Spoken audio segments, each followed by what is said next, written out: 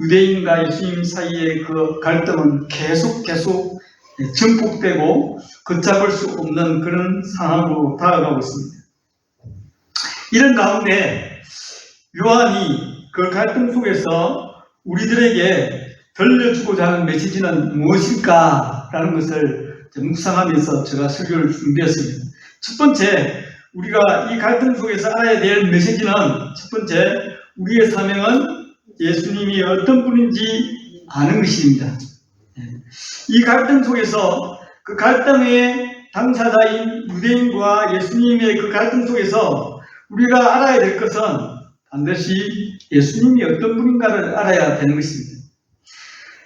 요한복음이 처음에 이제 머릿말 이렇게 프롤로그로 시작된 그 요한복음 1장 우리가 읽게 됩니다. 그 요한복음 1장이 사실은 요한복음이 전개되는 모든 이야기를 이끌어가고 있는 장이 요한복음 1장이라고 볼 수 있습니다. 그렇기 때문에 요한복음 1장은 앞으로 요한복음이 어떻게 이야기가 전개될 것인가를 잘 함축해 놓은 장이라고 볼 수 있습니다. 그래서 요한복음 1장은 굉장히 중요한데요. 그래서 요한복음 1장에 요한이 어떤 말로 시작하는가 하면 요한복음 1장 10절에 이렇게 말하고 있습니다. 그가 세상에 계셨으며 세상은 그로 말미암아 지은 바 되었으되 세상이 그를 알지 못하였다 라고 선언하면서 요한복음 1장이 시작되거든요. 우리가 마땅히 알아야 될 분이 누구인지를 요한은 애써 이 구절을 통해서 우리에게 말씀해 주고 있습니다. 요한은 예수님이 어떤 분인지 너희들이 알고, 여러분들이 그 예수님이 어떤 분인지 알고 예수님이 어떤 분인지 알므로 말미암아 하나님의 자녀가 되고 영생을 얻으라 라는 그 요한의 강한 예침이 이 구절 속에 들어있습니다. 제발 예수 알아라. 제발 예수 알아야 된다. 예수 모르면 너희들은 영원한 생명을 얻을 수 없어. 영원한 생명을 주러 오신 예수님 제발 바로 알아라 라는 간절한 마음이 이 구절에 담겨져 있습니다. 요한복음이 이제 갈등 국면에서 사람들이 막 이제 예수님에 대해서 막 이런 소리 저런 소리를 많이 했어요. 예수님이 과연 어떤 사람인가? 그 사람이 참 좋은 사람인지 아니면 아주 나쁜 사람인지 아니면 사람들을 미혹하는 사기꾼인지 막 이렇게 사람들 사이에 막 예수님을 놓고 논쟁이 아주 많았습니다. 여러분은 예수님이 어떤 분이라고 생각하고 있습니까? 어떤 분인지를 알고 있습니까? 저는 예수님을 잠시 이렇게 묵상하면 그분이 원래 하나님이시던 분이 우리를 구원하시기 위해서 갈릴리 땅에서 30년 동안 그 육신의 가정 속에서 자라났잖아요. 그죠? 자라나면서 어떤 마음으로 그 30년을 보냈을까 그런 마음이 들고요.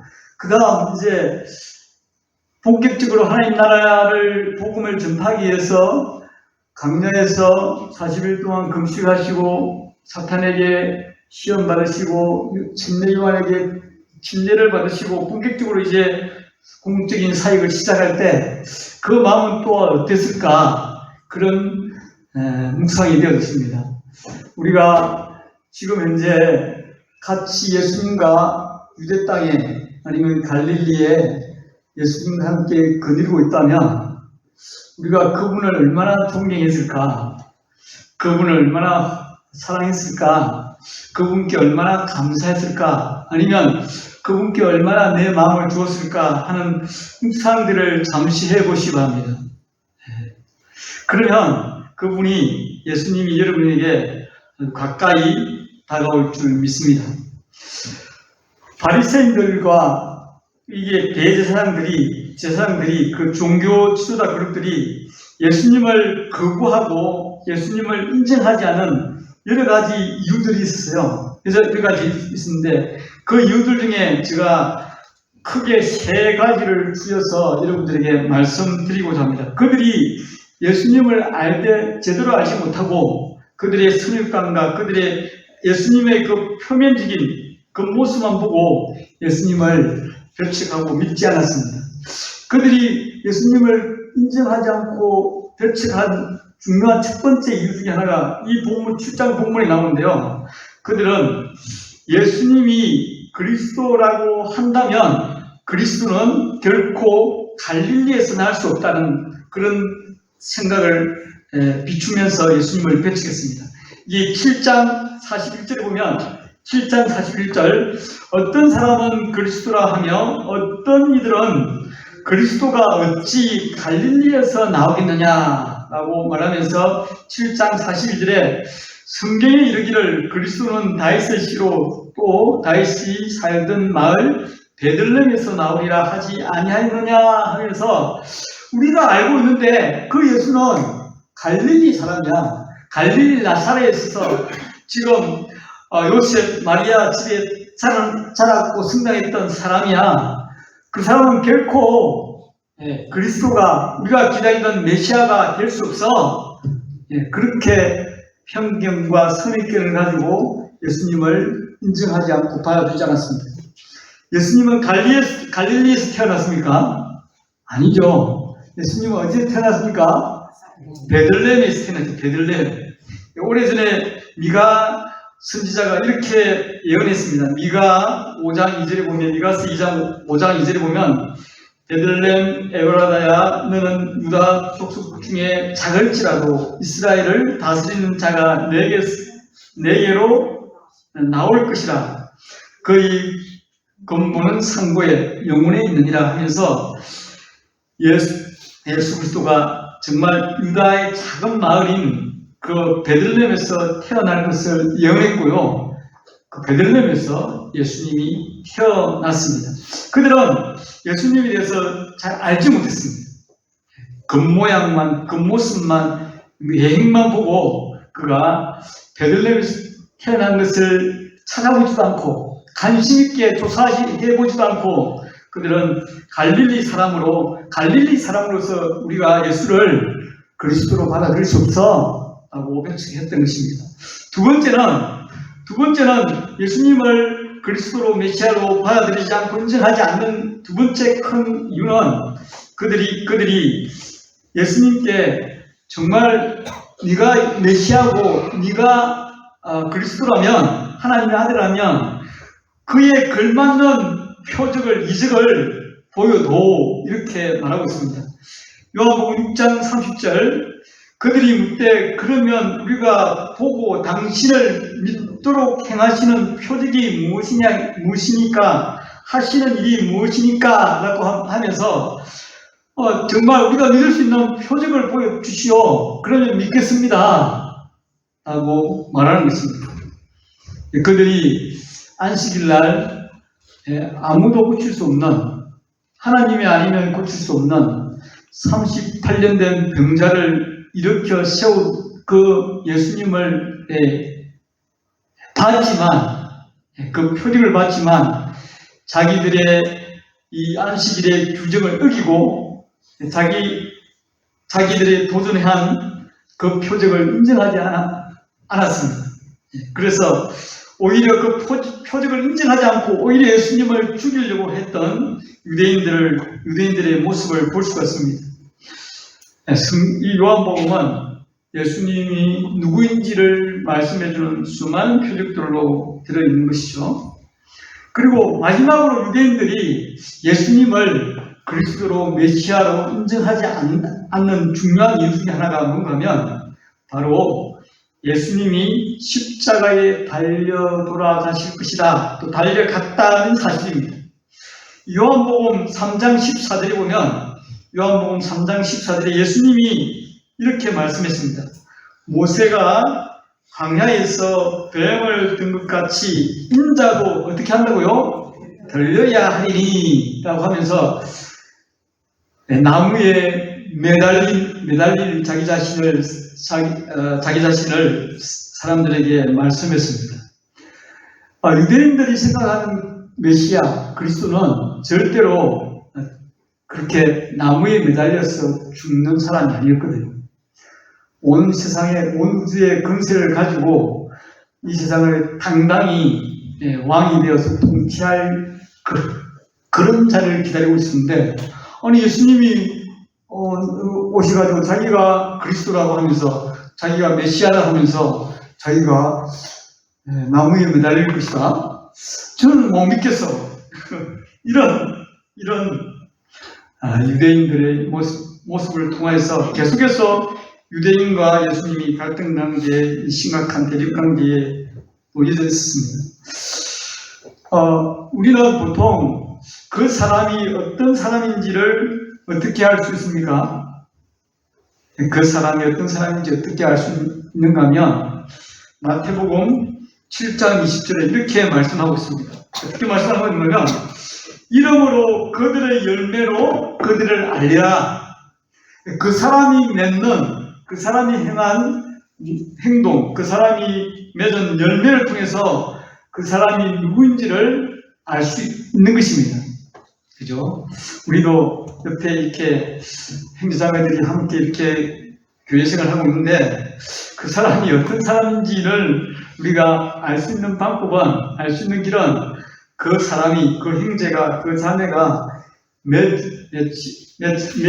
그 형제가 맺는 그 열매를 통해서, 그 자매가 맺는 열매를 통해서 그의 어떠함을 알 수 있습니다.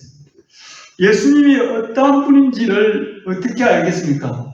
그것은 바로 예수님의 열매를 통해서 알 수 있다니까요. 예수님이 어떤 열매를 맺어놓으시는가를 보고 알 수 있습니다. 예수님이 어떤 분인가에 대해서 이제 막 논쟁이 있었고, 그 논쟁 가운데 대제사장들과 바리새인들은 예수님을 잡아 죽일 계획을 세웁니다. 그래서 그 성전에서 가르치고 있는 예수님을 잡아오도록 누구를 파견하는가 하면, 우리가 오늘 처음 읽었던 말씀인데요, 아랫사람들을 파견합니다. 이 아랫사람들은 바로 성전을 지키는 그들의 그 종교적인 일에 필요한 경비병들이었어요. 호위병들이었어요. 경비병들이었는데, 그 성전 경비병들을 성전에 파견해서 예수님을 잡아오라고 보냈습니다. 그런데 그들은 예수님을 잡아오지 않고 왜 잡아오지 않느냐라는 그런 그분들의, 이 사람들의 그 책망에 그들이 어떻게 말했는가 하면, 우리가 읽었던 말씀인데요, 그걸 다시 세 번역으로 읽을게요. 그 사람이 말하는 것처럼 말한 사람은 지금까지 아무도 없습니다. 자기들이 볼 때, 자기들의 경험을, 자기들의 삶을 동원해서 볼 때 예수님처럼 그렇게 말한 사람을 지금까지 보지 못했기 때문에 감히 그분을 잡아오지 못했습니다 라는 뜻입니다. 예수님은 우리가 모르고 있던 진리를 우리들에게 하나하나 밝혀 이야기하면서 하나님 나라의 실체를 우리에게 하나하나 가르치기 때문에, 그 가르침 앞에 감히 예수님을 손댈 사람이 없었습니다. 그리고 또 그 가운데 어떤 사람이 등장하는가 하면, 7장의 마지막 부분에 보면 니고데모가 다시 등장합니다. 니고데모는 언제, 요한복음 몇 장에 등장했습니까? 요한복음 3장에 등장했죠. 3장에 등장한 니고데모가 다시 등장하는데요, 니고데모가 뭐라고 하는가 하면 7장 50절 보면, 그 중에 한 사람, 곧 전에 예수께 왔던 니고데모가 그들에게 말하되, 우리의 율법은 사람의 말을 듣고 그 행한 것을 알기 전에 심판하느냐, 이렇게 그들에게 말합니다. 우리가 알고 있는 하나님의 법은 그 사람 말을 듣고 그 행한 것을 바로 알기 전에는 심판하지 않는다는 것이죠. 그 예수 그리스도가 행한 것을 보면 그가 누구인지 알 수 있다라는 것을 그들에게 말씀하고 있습니다. 내가 누구인지를 누가 가장 잘 알겠습니까? 제가 누구인지를 누가 가장 잘 알겠습니까?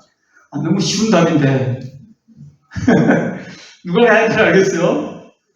저하고 같이 사는 윤정리 사모가 가장 잘 압니다. 제가 집에서 하는 짓을 알기 때문에 내가 어떤 사람인지 알 수 있습니다. 여러분, 예수님이 어떤 분인지 알 수 있는 길이 있습니다. 어떤 길일까요? 예수님이 행한 일이 어떤 일인지를 자세히 연구하면, 자세히 살피면 그분이 어떤 분인지, 그분이 나를 구원하실 수 있는 구원자인지 아니면 그냥 막 세상 가운데 세상을 의식한 사람인지를 알 수 있다니까요. 그렇기 때문에 우리는 우리에게 예수님이 어떤 분인지를 친절하게 가르치는 성경책 중에 오늘 우리가 지금 나누고 있는 이 요한복음을 특별히 묵상하고 읽기를 바랍니다. 보통 이제 예수님 처음 믿기 시작한 사람들에게 읽으라고 권면하는 책이 무슨 책이냐면 요한복음이에요.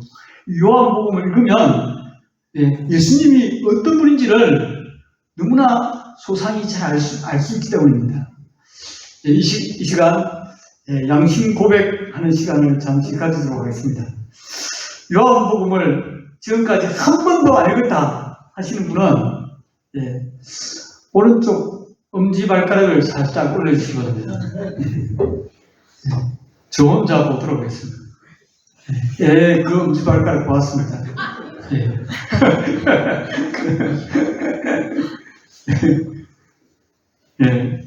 정말 여러분들이 예수님을 믿는다면, 예수님이 어떤 분임을 알고 그분을 믿기 원한다면 뭘 보시라고요? 요한복음을 보십시오. 요한복음을 보시면 그분을 제대로 알 수 있고 제대로 만날 수 있습니다. 정말 간절히 부탁하는데 꼭 제가 앞으로 한 두세 달 더 요한복음을 강연을 할 텐데 그 동안 계속해서 요한복음을 읽으시면 저와 되기를 원합니다. 아멘. 제가 어제 아침에 금요일 아침인지 잘 모르겠는데 그 비가 좀 약간 오다가 그친 아침이죠. 그 아침도 제가 열심히 달리기를 하고 마을로 딱 들었었는데 마을에 새 할머니 모친들이 이렇게 막 들깨를 들고 있더라고요. 들깨를 이제 밭에서 베어가지고 이렇게 막 해가지고 이제 채에 들고 있더라고요. 그래서 제가 그걸 놓치지 않고 지나치지 않고 그분들이 가서 예수님 믿으라고, 예수님 믿어야 천국 간다고 이렇게 말하자. 그 중에 한 분이 저에게 이렇게 말했습니다. 천국이 어딨나? 거짓말 하지 마라. 이렇게 하는 거예요. 그 소리 하지 말라고 하더라고요.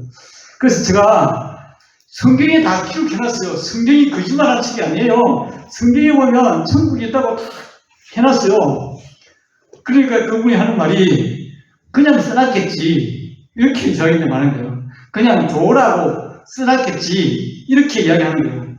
야, 진짜, 제가 어떤 마음이 드는가, 그 순간 어떻게 기도했는가 하면, 하나님, 저분이 절대 부인할 수 없는, 절대 반드시 인정할 만한 일이 저분에게 나타나기를 원합니다. 그렇게 기도하고 있어요. 부인할 수 없는 일, 모두가 다 인정할 만한 일, 그런 놀라운 표적이 그 사람에게 나타나야겠다 하는 마음이 들었어요. 요한복음은 아무도 부인할 수 없고 모든 사람이 인정할 수밖에 없는 엄청난 표적이 들어있어 그분이 누구인지를 알려주는 책이 요한복음입니다. 그래서 요한복음 14장 11절은 이렇게 말해주고 있습니다. 우리 다 같이 읽을게요. 요한복음 14장 11절 시작.